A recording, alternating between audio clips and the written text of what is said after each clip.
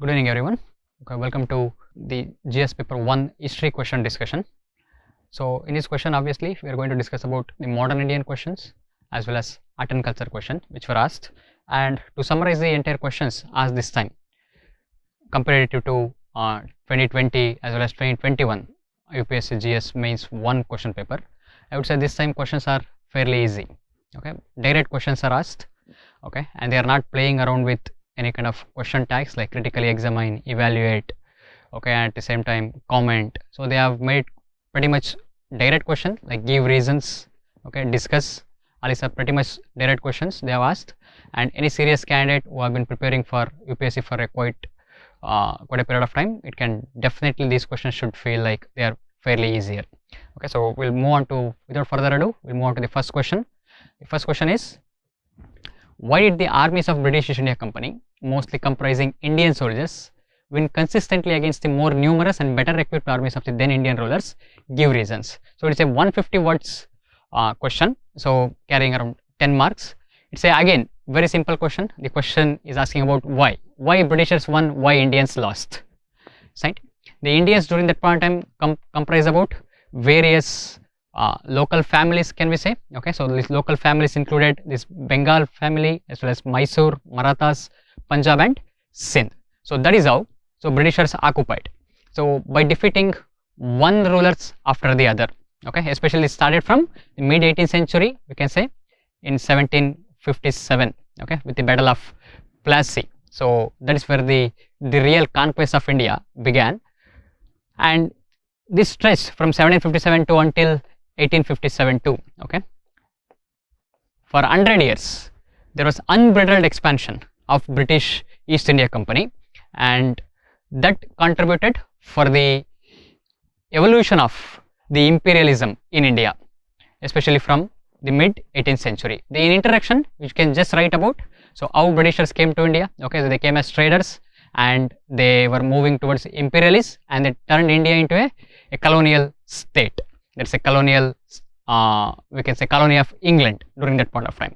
So in this conquest, the Britishers, they employed Indians only. They employed Indians as mercenaries. Okay, they used Indians as mercenaries. What are mercenaries? Mercenaries means those people who are ready to be employed by others for some kind of money. Okay, so Indians wanted money. Indians wanted some kind of a job, an employment which could be given by a foreign power or could be an Indian power too, and they found it very easy to get employment, very easy to find employment among the foreigners, particularly the French army also as well as British army also, and that is the reason they treated Indians as mercenaries. And introduction, you can just write about the British conquest began in mid 18th century. Okay, so utilizing Indian soldiers. At the same time, you can give the examples of different Indian ruling families which got defeated, like Bengal, Mysore, Marathas, Punjab and Sindh. Okay, now the question is asking about why the Britishers could able to win easily over the Indian rulers, even though the equipment was better according to the question. Okay, at the same time the more numerous. Okay, the Indian families, okay, so ruling family, the princess families, they had very large army compared to Britishers. Okay, but still Britishers could able to win. Okay, and there are certain reasons for it. Okay, so Britishers employed certain techniques, certain strategies that would help them in conquering the Indian landmass. The first strategy, or the first strength, I would say, not the strategy, or the strength, was their diplomacy. Okay, so through diplomacy, okay, they won Plassey. Okay, how? What they do? What did they do? Through their diplomatic skills. Through their diplomatic skills, they isolated Siraj-ud-Dawla. Okay, they conducted conspiracy with the officers of Siraj-ud-Dawla's army, like Mir Jafar. Okay, and that is how they used diplomacy to win Battle of Plassey. And in this question, you can give the reasons, and after giving reasons, you can give some kind of specific examples. So when you give specific examples about the particular strategy or particular techniques, and that would make your answer look really good. Okay, so in these diplomatic examples, the best example would be Battle of Plassey. How they conducted conspiracy, particularly Robert Clive. They conducted a conspiracy with the major officials of the Bengal during that point of time, and at the same time the major Bengal, the merchants and traders who had an issue with Siraj-ud-Dawla. Okay, so they carefully planned through the diplomacy and ultimately won the Battle of Plassey in 1757, and that is the first reason why Britishers could able to win over the Indian princely states. And also the numerically Siraj-ud-Dawla's army was very superior, is right, around 10,000 was there, but the British army was around less than 2,000 during that point of time, and they could able to win over Bengal army, a huge Bengal army during that point of time. And then again, the second reason why Britishers won, they isolated the enemy through alliances. Okay, the art of winning war is making your enemy feel alone. Okay, make sure your enemy is not getting any kind of help from others, and the Britishers were masters at it. And particularly that strategy was employed in Third Anglo-Mysore War. Okay, Third Anglo-Mysore War. Third Anglo-Mysore War. So Third Anglo-Mysore War in 1792-92, when the Britishers wanted to defeat Tipu Sultan, okay, they isolated Marathas and Nizam from giving any help to Tipu Sultan. The famous quote of Lord Cornwallis is, "We have effectively crippled the enemy without making our friends too formidable." The friends in this, they are referring to us Marathas and Nizam, because they were supporting East India Company. So that is another strategy the Britishers employ to isolate the enemy to win over the Indian princes and ruling families. And the third concept and the third reason why Indians lost to Britishers, still there was no concept of nationalism. Okay, there was no shared values during that point of time between Indian ruling families, whether it could be Marathas or Mysore or Nizam or Bengal. They saw each other as enemies rather than one, because that concept evolved after 1850s and 1880s and 1900s, and that's when the nationalism concept was growing all over the world, and that came to India also, and that we became one as a nation, and through that nationalism, the nationalism concept was pervading everywhere throughout India. And using that concept, or rather I should say the nationalism, so the basic meaning of nationalism is that the collective interest, the shared interest of all the people living in a geographical boundary, and that was not there during the 18th century, the mid 18th century and the early part of 19th century. And that is one more the reason why the Indians couldn't able to sense who the real enemy was, because the Mysore thought Marathas are the enemy, and Marathas thought Nizams are the enemy. Okay, Nizams thought Mysore are the enemy. Okay, so they utilized this concept, the Britishers, for their advantage, and that is led to the easy win over Indian ruling families. And the next reason why Britishers won, there was a fratricidal wars among Indian princes. Okay, what are fratricidal wars? That is, it's a brotherhood wars. Okay, that is Indian princes, at the same time Indian ruling families, they were riddled with a lot of conflicts amongst them. Okay, a lot of conflicts among them. Okay, why these conflicts used to happen? Because of power. Okay, you can take the example of Peshwaship, especially in 1772.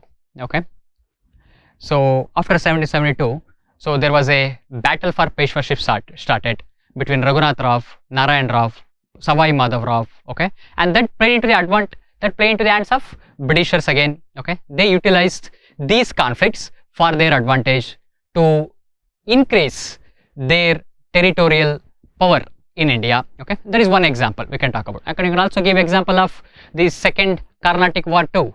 Okay, in Second Carnatic War of 1748, okay, we know there was a succession battle was happening in Carnatic as well as in Hyderabad. Okay, and that again played into the hands of French and Britishers, and that is one reason why, in spite of being numerically superior, in spite of being big army, so Indian princes lost these battles and wars to Britishers. Okay, and then the next reason is that the organized army of British comparatively. Okay, it is not like Indians army were not organized, it was not disorganized. Okay, so Indians had a sense, they were courageous fighters, but comparatively the British army was the better organized, okay, especially they were better paid, okay, so that bound the soldiers into fighting, okay. And then again the modern weapons, obviously the European countries experienced modernization more earlier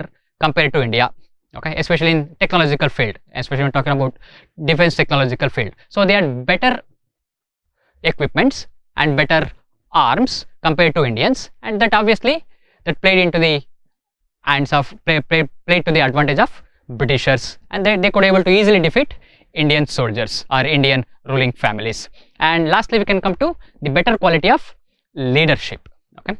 So the British leaders, the commanders, they were constantly in wars in Europe. If you could know world history, okay, so Europe was in the middle of wars always, especially from the time of 16th, 17th and 18th centuries.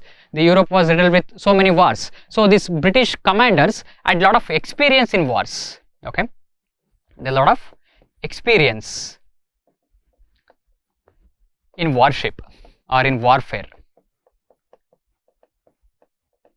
okay, lot of experience in warfare, okay, and that again played to their advantage. So you can talk about the leaders or major commanders during that point of time. You can talk about Wellesley, okay,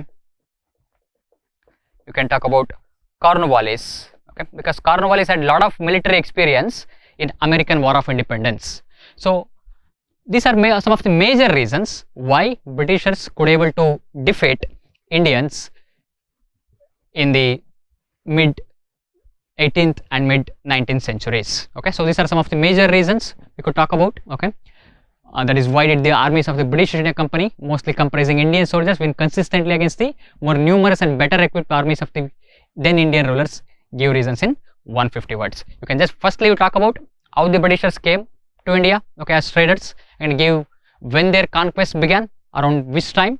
At the same time, you can talk about, give some examples, the which ruling families they defeated, and come to next the reasons why, what are the reasons or what are the advantages or what are tactics they use to win over Indian princes, okay. Next we'll go to the second question, okay, in modern India. In second question, again question is fairly simple. The question tag is directly asking, why was there a sudden spurt in famines in colonial India since the mid 18th century? Give reasons, 150 words again, okay. If you could understand British rule from 1757 to 1947, their single-minded devotion was to exploit India, okay. In their single-minded devotion to exploit India, they contributed for the drain of wealth from India, okay, drain of wealth. Most of Indian wealth that was existed before Britishers could come to India, that was drained out of India to England, okay, especially from the 18th century onwards, okay, the mid 18th century onwards until the 1947 too. And to give introduction to this question, okay, you can just define what is famine means, okay. Famine means very simple, that is scarcity of food, okay, and scarcity of food will lead to hunger and starvation, okay. And most often not, the famines will usually come with some kind of epidemics. You can also add that one too. They come with some epidemics. Epidemics means some kind of diseases, and it was a recurring phenomena during the entire British rule, okay. It was a very recurring phenomena. What am I recurring phenomena? Recurring phenomena means continuously they were occurring, okay. Why? We will see the reasons. That is a question, that is a demand of the question. They're asking, just give the reasons why there was a spurt in spurt in famines during the colonial times, especially in the from the mid 18th century onwards. And you can give some of the examples, and you can see the examples as soon as the British rule began in 1757, in 1760s, after Battle of Plassey and Battle of Buxar. So the first great Bengal famine happened in 1770, okay, and then again in 1783-84 North Indian famine, and Madras famine too, okay, in 1792, and Guntur famine of 1833, Agra famine of 1860-61, Odisha famine, okay, 1866, famine of 1876-77, 1896-97, and the last one, the Bengal famine of 1943. And look at it, the sheer number of famines that were happening in India, especially from 1770s to until 1940s. It means from the beginning of the British rule to until the end of British rule. So famines were a very, very common phenomena, especially in where British rule was there, because British rule was not there in princely states, especially in British Indian provinces, the three major provinces, that is Madras, Bengal as well as Bombay, and these three provinces and presidencies are so called, they were experiencing frequent famines. And now the question is asking, what is the major reasons for this famines? Okay, the major reasons for famines we could understand through these reasons. Okay, first and foremost is the colonial policies.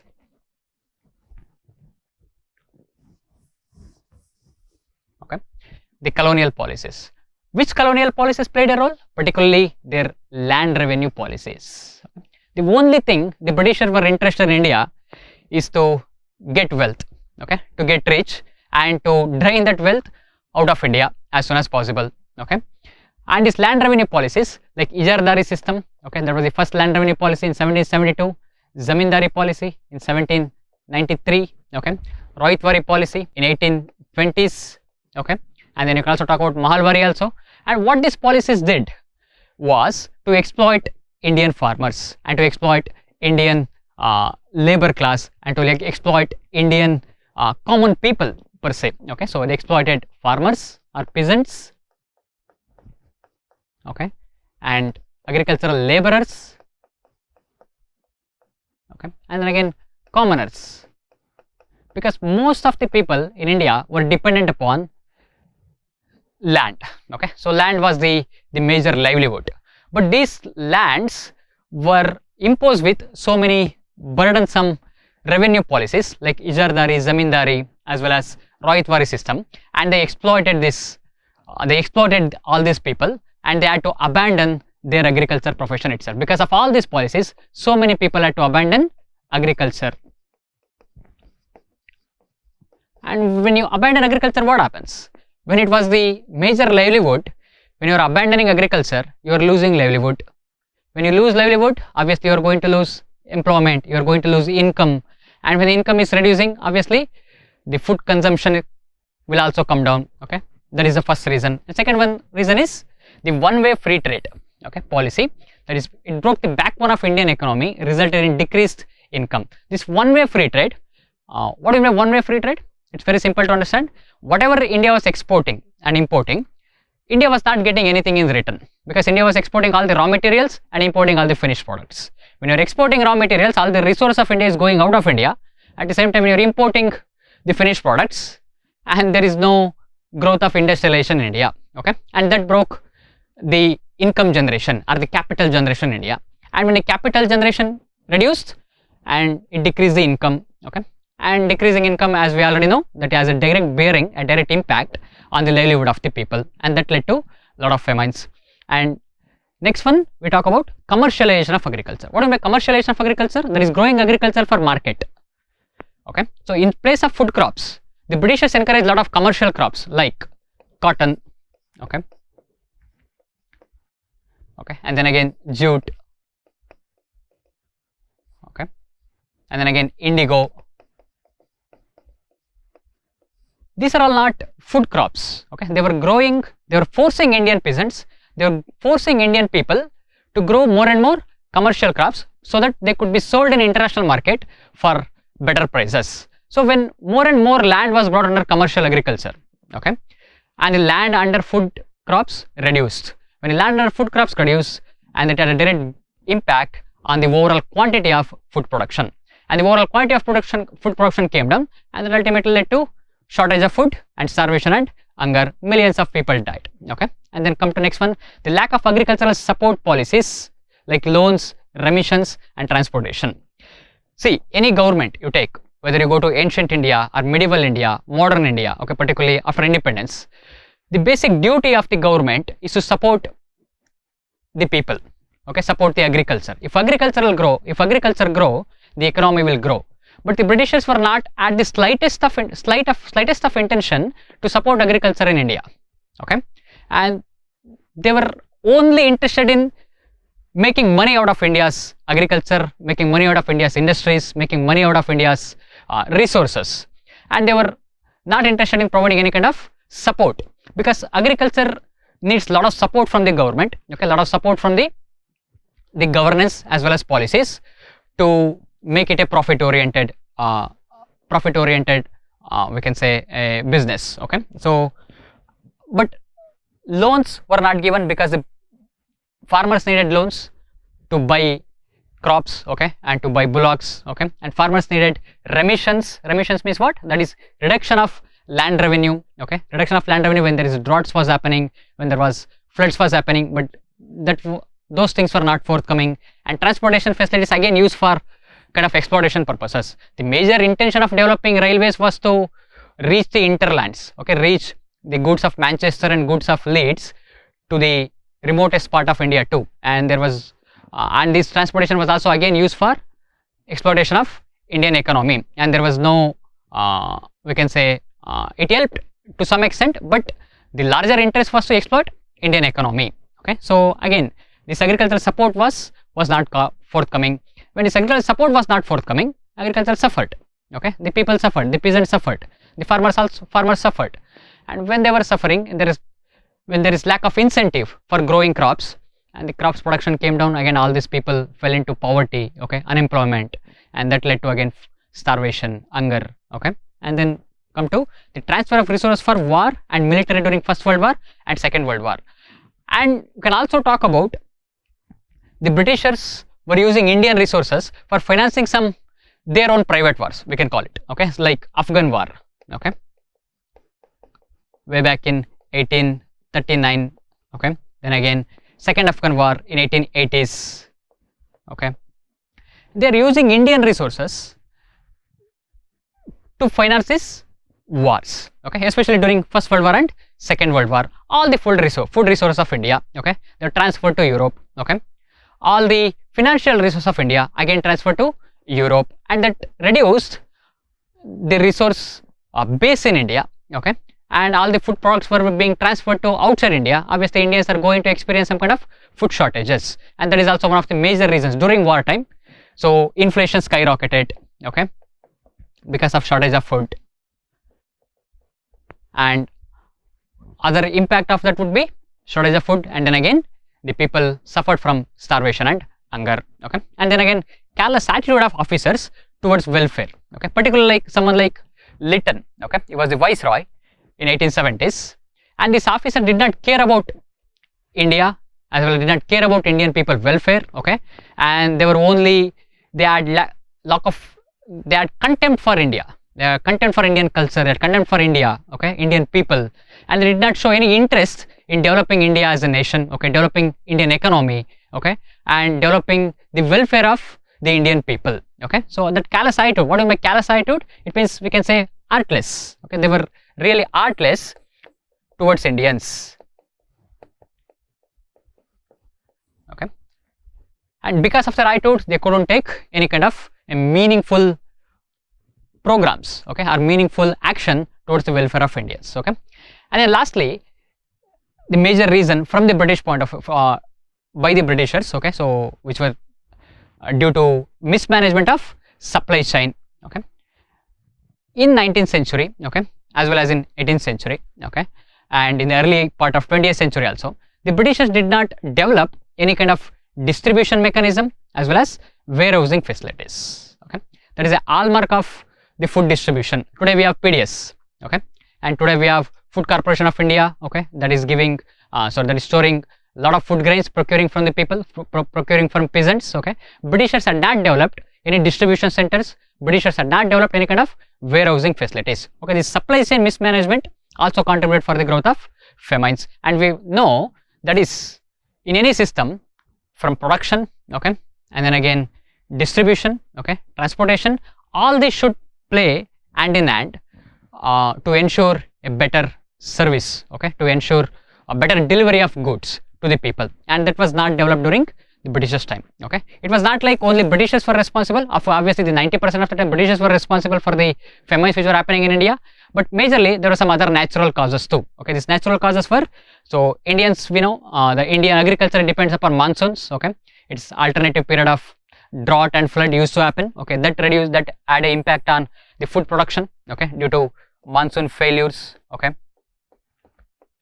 and that is also one of the reasons for growing famine during that point of time. And the second reason is the population imbalance. Okay, the population imbalance is Indian population was growing, okay, but at the same time the agricultural growth was stagnant, or even we could say it was negative growth also during some years, and that had a huge impact on when the food availability. Okay, the population is increasing but the food production is coming down, or it is stagnant. Okay, and that led to a lot of starvation and hunger. So these are the major reasons for the famines that happened during British time. Okay, the question asking, why was there a sudden spurt in famines in colonial India since the mid 18th century?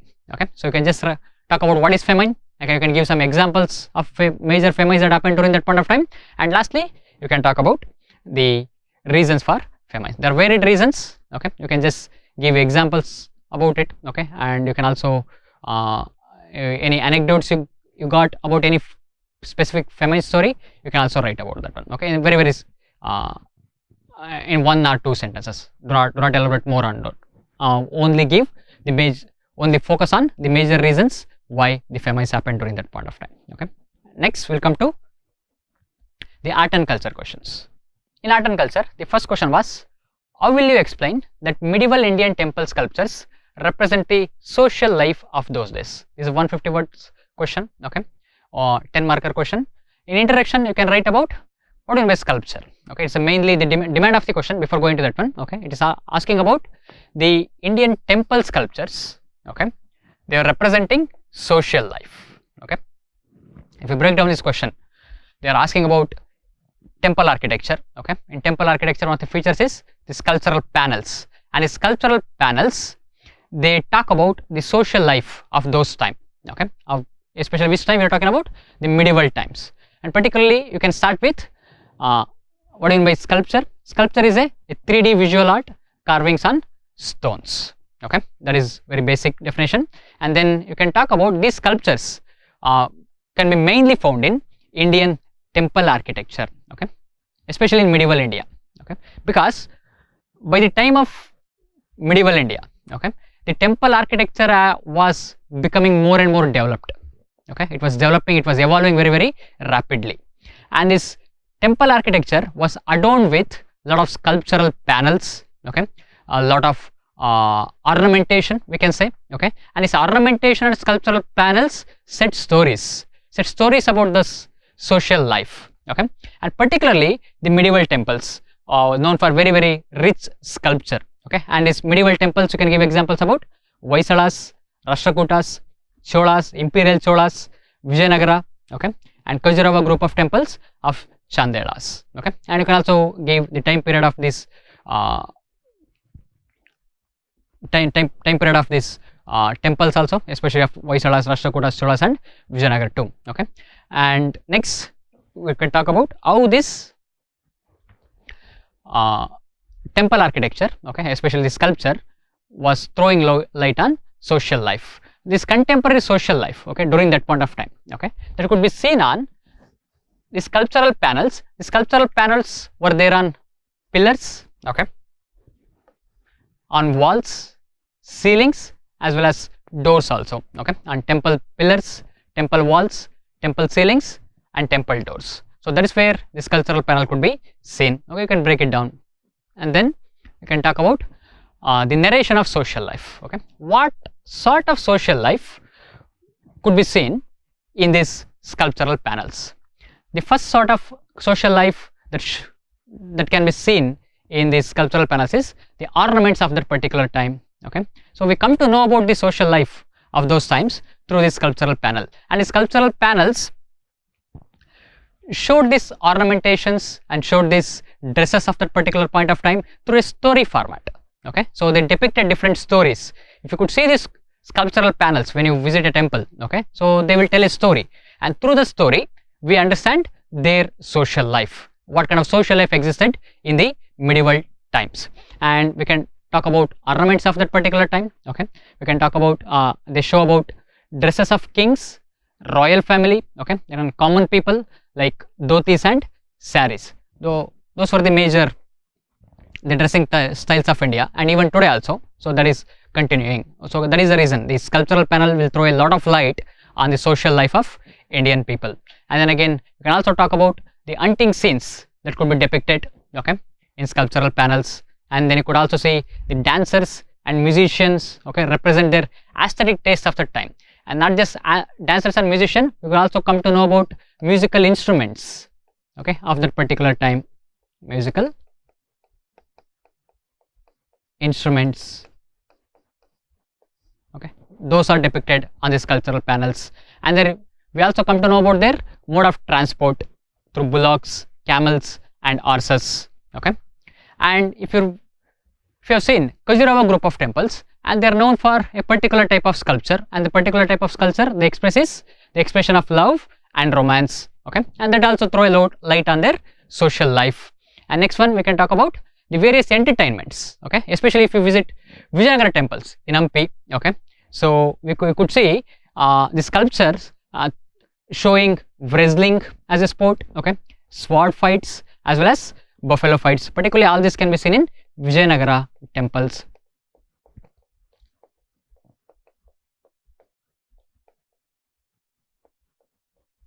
Okay, and any examples you could remember, you can also give each and you could give examples about any particular temples, okay, particular sculpture. If you could able to remember, you can also give such kind of examples too. Okay, next one we also come to know about the role of women, okay. And today in our society also we have given that great respect for women role as a mother, okay, as a daughter, as a wife, okay. And that again we can understand through this sculptural panel, that is motherly care and affection towards children. And all these things are depicted nicely, very beautifully on the sculptural panels. And lastly the sculptural panels also talk about the village life of that particular point of time as well as the urban life. The village life is represented through activities of agriculture, okay. The urban life is represented through activities of, we can say, market, okay. And that is how we'll explain the sculpture which are explaining the social life of those particular point of time at the contemporary medieval times, okay. So in introduction you can write about what is sculpture, and then you can talk about how these sculptural panels, particularly on major Rashtrakuta sculptural panels as well as Hoysalas, Cholas and Vijayanagara and Chandelas, so that will show they throw immense light on the social life of during that point of time. And at the same time the variety of social life, the sculptural panels could be seen on pillars, walls, ceilings and doors. And lastly the varieties of social life will come to know about, okay. And next we'll come to the second question, okay. Discuss the main contributions of Gupta period and Chola period to Indian heritage and culture. This fairly easy question, okay. They are directly asking, so what is the contribution of Cholas as well as the contribution of Guptas for growth of Indian culture and growth of Indian heritage, okay. And you can start with very simple introduction. You can give in date about the Gupta period, that is their 4th century to 6th century, around 320 to 320 AD to around 543, okay. And then you can give the Cholas time period, that is 9th century to 13th century AD, okay. And then the historical opinion is that, the historian's opinion is that is Gupta period is called as the golden age in Indian history, okay. So why it is called as golden age in Indian history, we'll understand through their cultural contribution, okay. And then temple architecture, which was began during the Pallavas time, okay, which was began during the Guptas time, reached its climax, reached its pinnacle during the time of Cholas, okay. Especially the Dravidian style of architecture. You have three types of architecture, that is Dravidian style, Nagara style as well as Vesara style. But Cholas are very well known for the culmination of Dravidian style of architecture, okay. And next we could see what constitutes the body of the answer, okay. In this body you can just talk about the major contribution of Guptas, to make the subdivisions here, okay. The subdivisions is about the architectural contribution of Guptas, okay, literary contribution of Guptas, then paintings, okay, religion and philosophy, okay, science and mathematics and education, okay. Then again subdivide and make the answer look really I would say structured manner, okay. So you can't just write about in haphazard manner. So architecture, literature, everything is mixing together, so rather subdivide those topics, okay, subtopics. In architecture I told you that it is the beginning of temple architecture. They were called as standing temples, okay, which just simple designs, okay, very simple design, a Garbhagriha, okay, and just a portico in front of it. And then these temples reached very bigger proportions in the coming times, but during the Gupta's time they started as a standing temple. That is the beginning of India's temple architecture, okay. And then we talk about the literature, particularly since the time of Vedas, okay. So the literature of India was evolving, but this particularly one language literature, the Sanskrit literature, reached its pinnacle during the time of Guptas. And the Guptas ruler also, Gupta rulers, they gave massive patronage to Sanskrit language, okay. And that is the reason we could see the major Sanskrit works of during that point of time were produced during Gupta's time, like Kalidasa's works, okay, Shudraka and Vishakadatta. And Kalidasa, obviously we know about, we can give some examples about Kalidasa, that is Abhigdana Shakuntalam, okay, Ritusamhara, and then you can also talk about Kumarasambhavam, okay, and then you can give examples of Shudraka's Mritsakutika, okay, and then Vishakadatta's Mudra Rakshasa, okay. So you just give examples, so make sure you back up with your arguments with some kind of facts, okay, so that will definitely boost your marks, okay. And then again, paintings, and Guptas are known for Ajanta paintings as well as Bagh caves. Bagh caves is in Madhya Pradesh, okay, right. And these are called as frescoes. What are frescoes? The frescoes are the watercolor paintings on wet plaster, okay, and these paintings throw a light about Buddhism, okay, about the religious life again, okay. And then again we can also talk about the religious growth of India during that point of time. Mainly the Vaishnavism, Bhagavatism as well as Buddhism received patronage. Particularly Vaishnavism received lot of patronage, especially from Gupta's rulers, okay. You can talk about Chandragupta 1, okay, 2, and then again Samudragupta, and they gave massive importance to Vaishnavism, especially since the post-Vedic times. So we could see the growth of Buddhism and Jainism due to growth of urbanization, due to growth of Vaishyas as a section, Vaishyas as a trading section. But during that point of time, the Brahmanism was declining, okay. But again, Brahmanism achieved its glory from the time of Guptas by receiving massive patronage from the Gupta rulers. And then again, science and mathematics, this is one of their major, we can say, conspicuous achievements of Guptas during that point of time. They're encouraging some of the scientists, astronomers or scientists, we could call it, the Aryabhatta, okay, and Varahamihira, okay, during that point of time. And they contribute for the growth of Indian science and technology, because we already know Aryabhatta gave the concept of pi, okay, and Varahamihira talk about the revolve of planets, okay, eclipse and all these kind of things. And then you can talk about the educational contribution. And Nalanda University is associated with Kumaragupta, okay, Kumaragupta, okay. So these are some of the major contributions, and be careful here.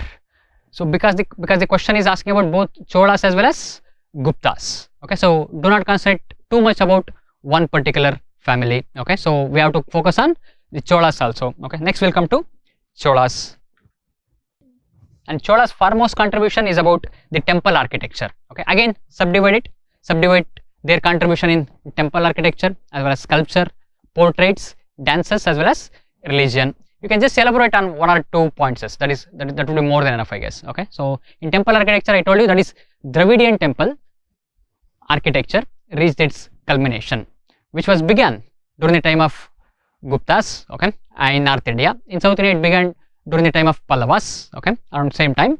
That reached its culmination and reached its bigger proportions during Chola's time. Especially one example you can give, that is Brihadeshwara temple at Tanjavur in Tamil Nadu, okay. And sculptural, okay, in sculptural contribution, the famous Nataraja idol, that is mainly attributed to the Chola's time period. And this Nataraja idol has some spiritual significance also, okay, it has a lot of spiritual significance, okay.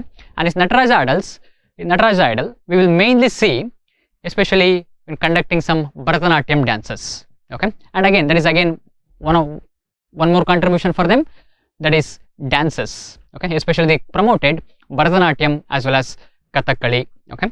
And one more important thing developed during Chola's time, and their one more important cultural contribution is about the portraits, okay. The portraits of the kings, the portraits of gods, okay, those can be seen in walls of temples. Particularly one temple is very famous, that is Koranganatha Swami temple at Srinivasanallur in Tamil Nadu. Okay, and lastly religion, and we saw Guptas, they gave massive importance to Vaishnavism. Okay, and here the Cholas, they were the promoters of Shaivism. Okay, and Shaivism was growing more rapidly under Cholas.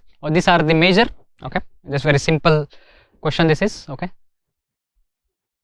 discuss the major contribution of Gupta period and Chola period to Indian heritage and culture. We just have to divide it. Okay, the first half of the answer is about the Gupta's contribution, and second half we should be about the Chola's contribution. Okay, next question is, and the last question, that discuss the significance of lion and bull figures in Indian mythology, art and architecture.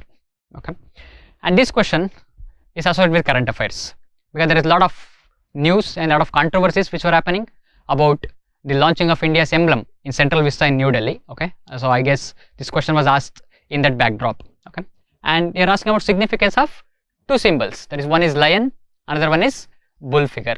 Okay, especially in Indian mythology, art and architecture. You can, it's just a, I would say, very general question. Okay, so but you can utilize a lot of from Indian culture, Indian history, especially with respect to Buddhism as well as Hinduism. Using these symbols you can better explain our concepts of Buddhism and Hinduism. So we can say introduction, you can just write they are one of the oldest mythological symbols. Okay, especially since the time of Harappan civilization also, particularly the bull figurine. Okay, armed bull figurine that was discovered in Harappa. Okay, and then again you can talk about each symbol has its own special importance. What is the special importance? We'll come to that one. Okay, and they are associated with expression of the culture. Okay, expression of a particular culture. The which culture? It is a culture about the Hinduism. Okay, Hinduism culture. Okay, as well as Buddhism culture. Okay, so that is what these figures will represent. Figures are representing right now. Okay, and we can discuss one by one. First we can give the importance of lion. Okay, and then we'll go to the importance of bull. Okay, and lion, you can see it has a lot of significance. Okay, lot of significance, and today lion is a symbol that could see in various national identities of India. Okay, you can see it in the emblem of India also. Okay, and then again and this emblem could be seen in various official documents like passports. Okay, and the lion also symbolizes pride and leadership. Okay, it's a majestic animal. Okay, it symbolizes pride and leadership, and significantly, okay, it is a symbol of Shakya clan. Okay, Shakya clan is belong to whom? It was Buddha's clan. Okay, Buddha's clan. So Buddha's Shakya clan use lion as their symbol. Okay, and in Buddhism again it symbolizes bodhisattvas. Bodhisattvas are nothing but they are related to Mahayana Buddhism. Bodhisattvas are also called as sons of Buddha. Okay, they achieved the highest spiritual state. Okay, and they were represented with the lion figure. Okay, and then lion is also found on the pillars of Ashoka, and that is where we have adopted our emblem from, the Sarnath pillar of Ashoka, the four lions of Ashokan pillars, and then it is a vehicle of goddess Durga. Okay, so you can see nowadays goddess Durga as well as Chamundeshwari. So majorly they use the figures of lion and tiger, but more common is lion. Okay, so that is how mythology can be connected to with respect to lion. Okay, and it is mainly associated with Shakti cult also, because Shakti cult gave importance to mother goddess. Okay, Shakti cult is about mother goddess, and in mother goddess the use of the symbols of lion is very extensively used, and then again it found near the entrance of temple. You can see in architecture as well as art, particularly on especially when you are entering some of the temples, especially the South Indian temples in Dravidian architecture, you can see a lot more the lion lion figures over there. Okay, so lion figures especially on top of the temples also. Okay, so they use it to show the pride. Okay, use it to show some kind of grandeureness within that particular, to associate with a particular deity. Okay, and then come to that one, the lion is also used in Indian zodiac signs also, okay, the Leo sign. And then again we can also talk about Lord Narasimha, okay, is one of the avatars of Vishnu, okay. And then lastly we can use the name Singh, which is used among Punjabis, okay. It is believed to have associated with lion, okay. So we can see the lion has a lot of historical significance, cultural significance, okay, at the same time mythological significance too, okay. So and today also, and during times of independence, the picture of Bharat Mata, okay, the Bharat Mata was again standing with elephant as well as along with lion, okay. So that can also be said, that is lion has a lot of significance with respect to Indian history, Indian culture, Indian art and architecture, okay. And then we'll come to the significance of bull,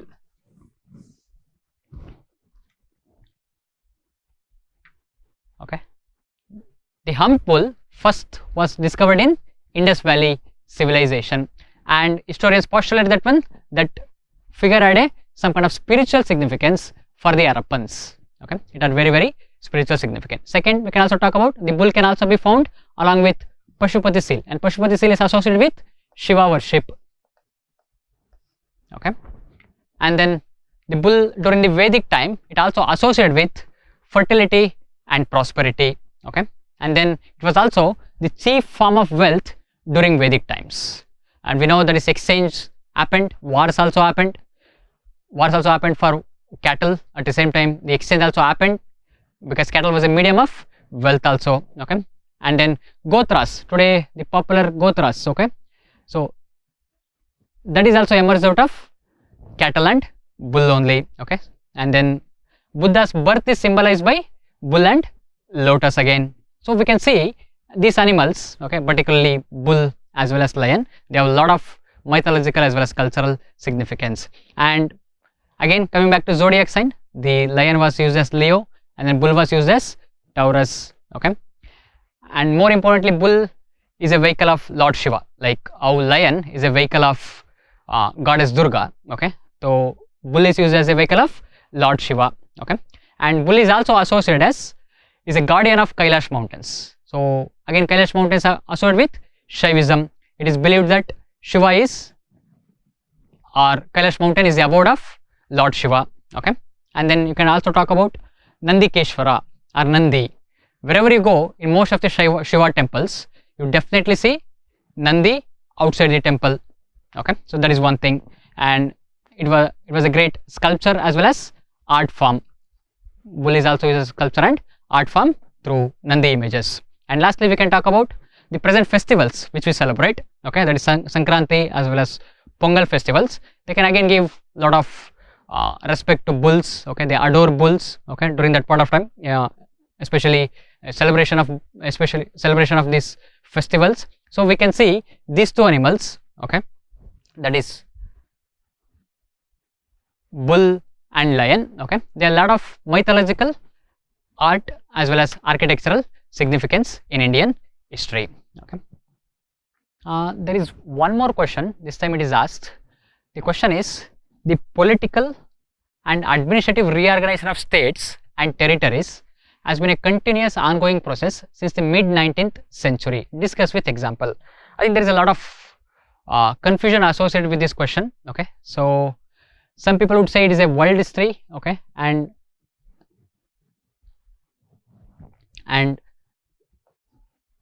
also modern history also, okay, modern Indian history, okay.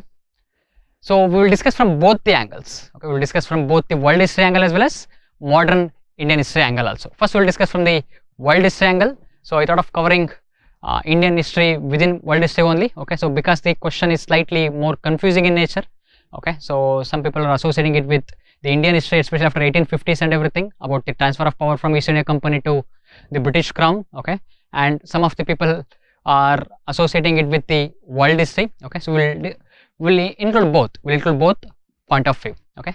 The first one we can talk about, that is the introduction, okay.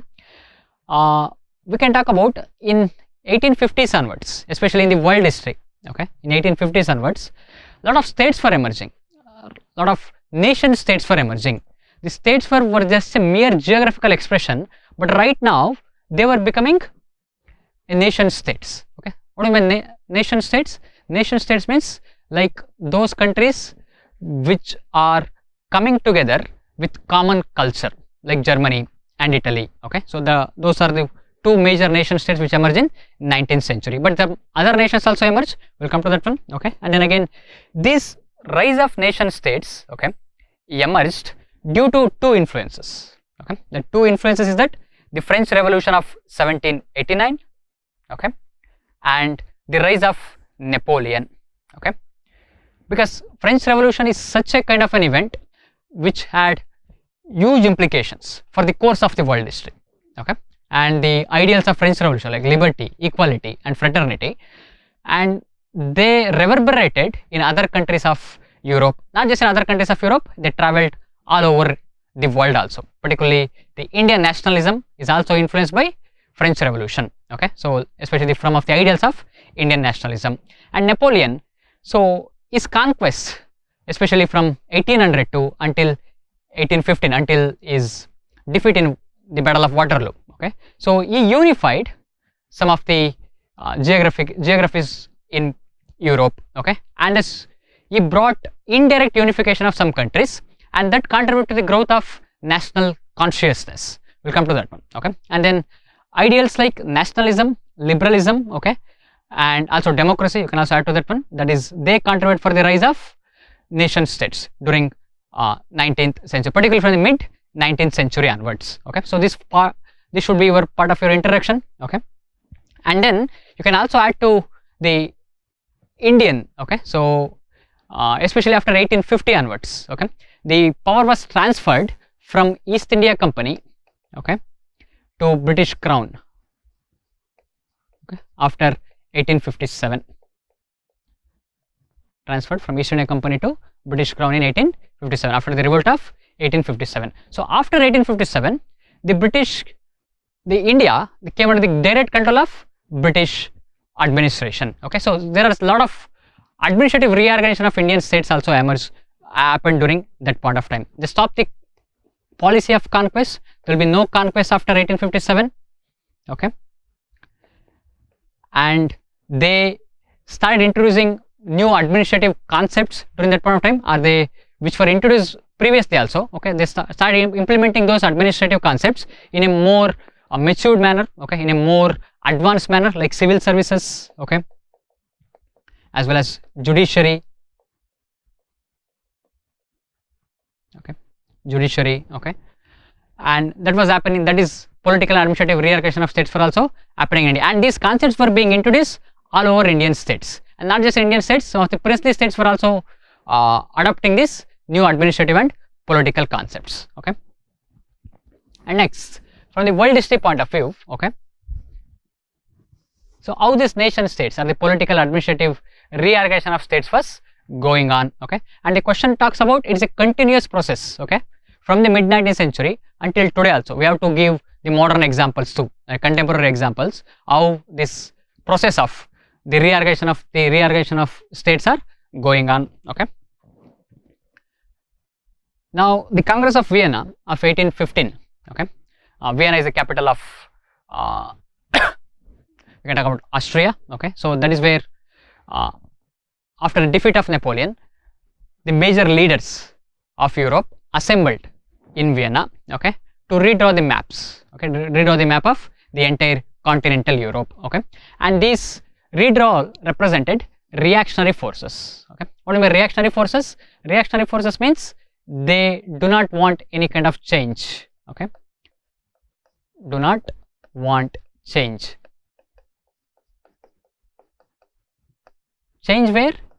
Change in politics, okay, change in administration, because the French Revolution was contributing for the growth of nationalism, was contributing for the growth of liberalism and democracy, but the leaders of Congress of Vienna were not in favor of these ideals. Okay, they were against the revolutionary principles, and that is the reason they represented reactionary forces, and they disrespected this nationalism force, okay, and the right to self-determination. What is right to self-determination? The right to self-determination means, that is, right to self-rule. Okay, in Congress of Vienna, this right of self-determination was denied to Belgium, was denied to Germany, was denied to Italian states. Okay, and we will see how the 19th century European history is about the undoing of the Congress of Vienna work. Okay, we will see. And then again, the political and administrative reorganization of states for selfish interest of, these are the four major powers in the early 19th century. Okay, so they divided entire Europe according to their selfish interests. Okay, Austria got domination over Germany and Italy. Okay, Russia wanted control over Poland. Okay, and Prussia was one of the states of Germany. Okay, so one of the largest states of Germany during that point of time was called as Prussia. Okay, and England, again, they wanted no country to become more powerful with geographies. Okay, with more and more territories. It was more interested in keeping the countries divided, like how Germany was divided into so many states. Italy was also divided into so many states. Okay, and that is the reason the Congress of Vienna is called as a kind of a representing the reactionary forces. Okay,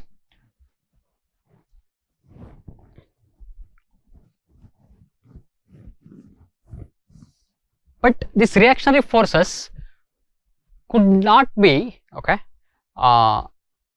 they are, rather I should rephrase, that is the ideals of nationalism, okay, and democracy, okay, as well as liberalism, they are far outweighing these reactionary forces. Okay, particularly the redrawal of national boundaries was happened with some ideological base. Okay, this ideological base was nationalism, liberalism. Okay, so nationalism means devotion to a culture, okay, of a nation, and then again it's showing commonness and shared interests.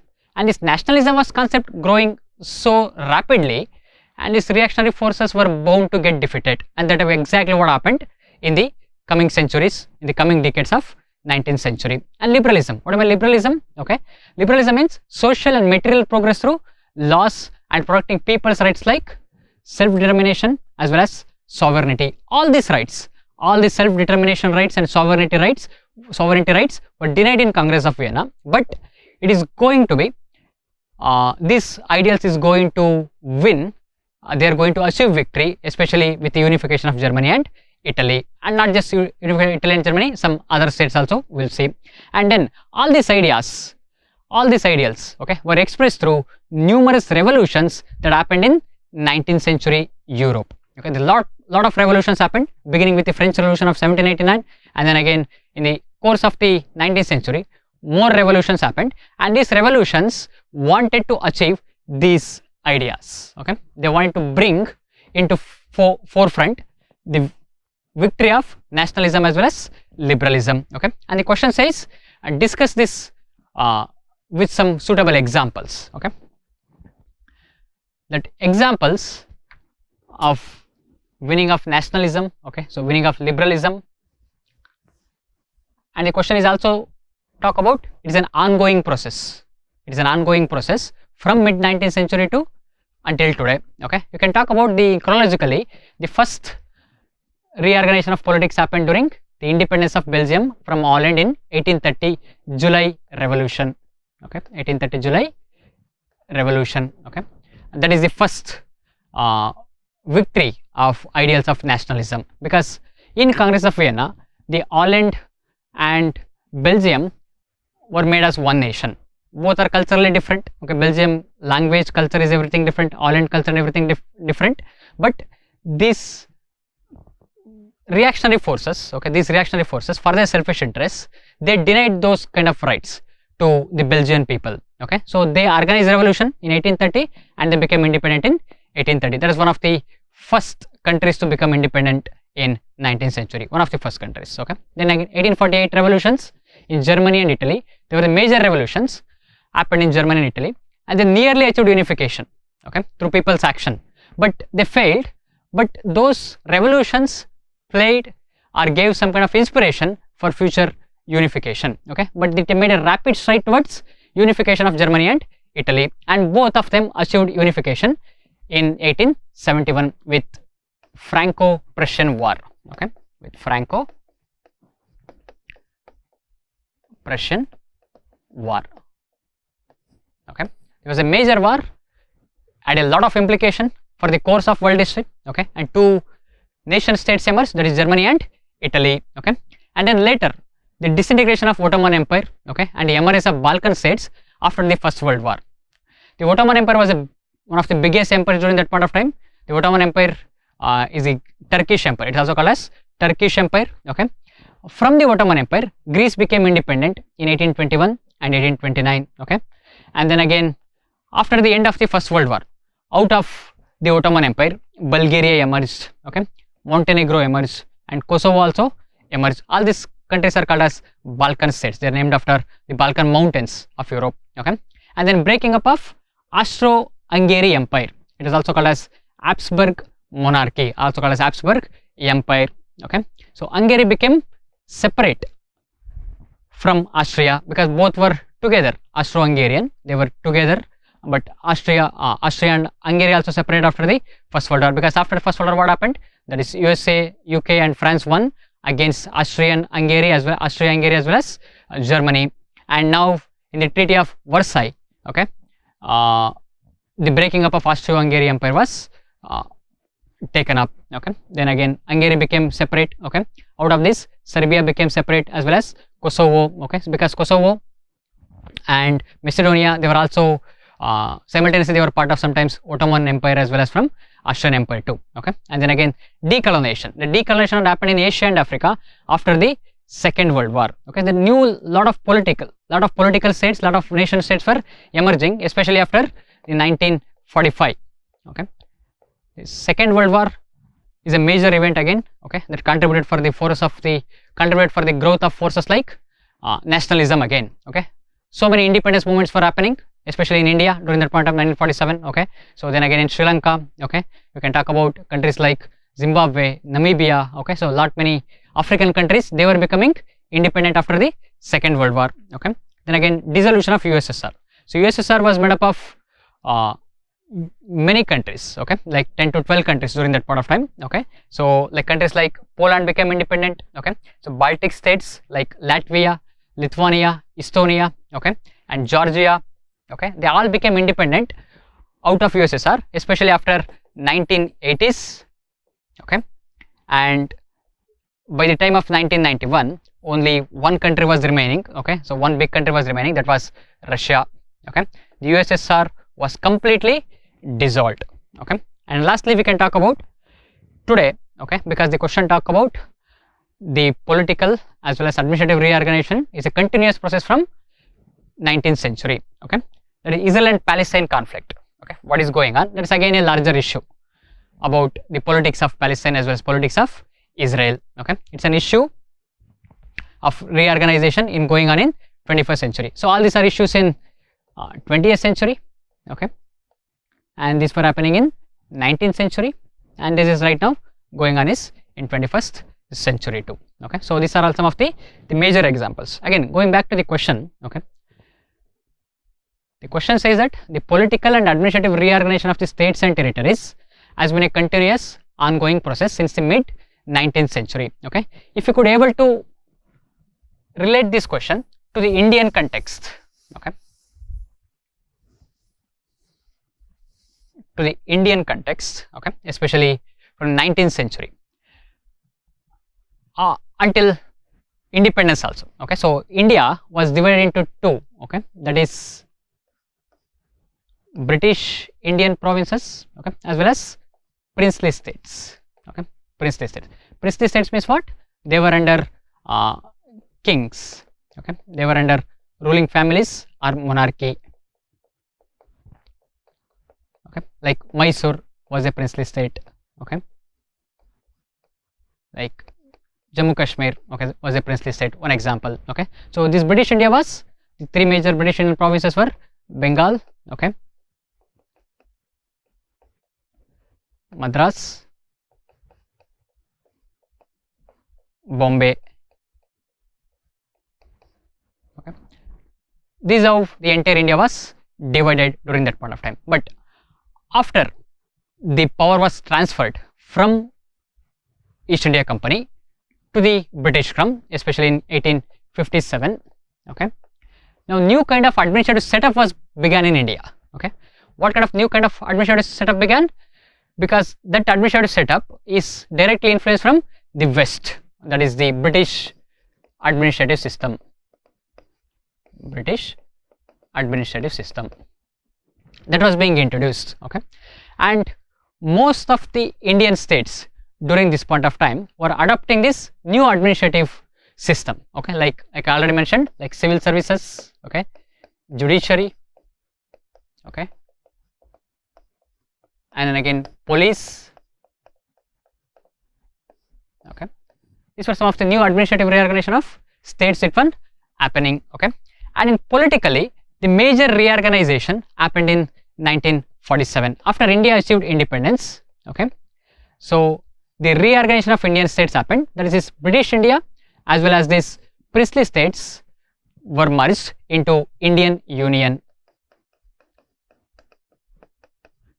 Indian Union. Of course, there were a lot of struggles also. Okay, some prince states were not in favor of joining India, but due to the action of the police action as well as army action, we could able to integrate all these states into Indian Union. Okay, and this reorganization, even though partially completed during that point of time. Okay, so in 1947-48, some of the princess states were not willing to become part of India, but later they became part of India also, and this continued after some time also. Okay, so like we can say, particularly the northeast frontier province.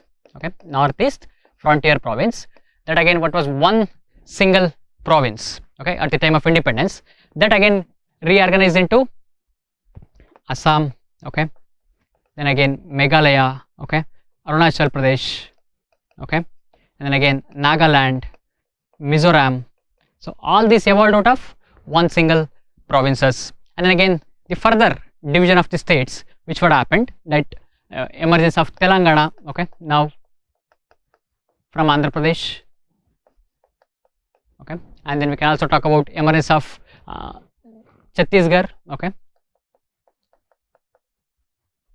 from Madhya Pradesh, okay, Jharkhand from Bihar, okay, Uttarakhand from UP, okay. So all these are this reorganization of the states as well as their administrative setup is an ongoing process. Okay, so that is what the question is talking about, and you can give all these examples. It's a fair bit of confusion about this question. Okay, so we are discussing from the world history angle also as well as from Indian history angle also. So we can give some specific examples. Okay, so these are the major questions that was asked this time about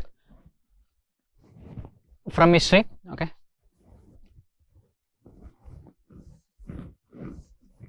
so 6 questions were asked. Okay, so I would consider all these questions are fairly simple and straightforward questions. There is no beating around the bush. These questions are very simple. If you have made some really good preparation, it becomes very easy to answer these questions. Okay, what you require is some basic factual understanding as well as the basic conceptual understanding and the structuring of the questions. And structuring of the questions and answer becomes very important. Okay, so I hope you enjoyed this discussion. Okay, thank you very much. I wish you all the best for the remaining papers. Thank you so much.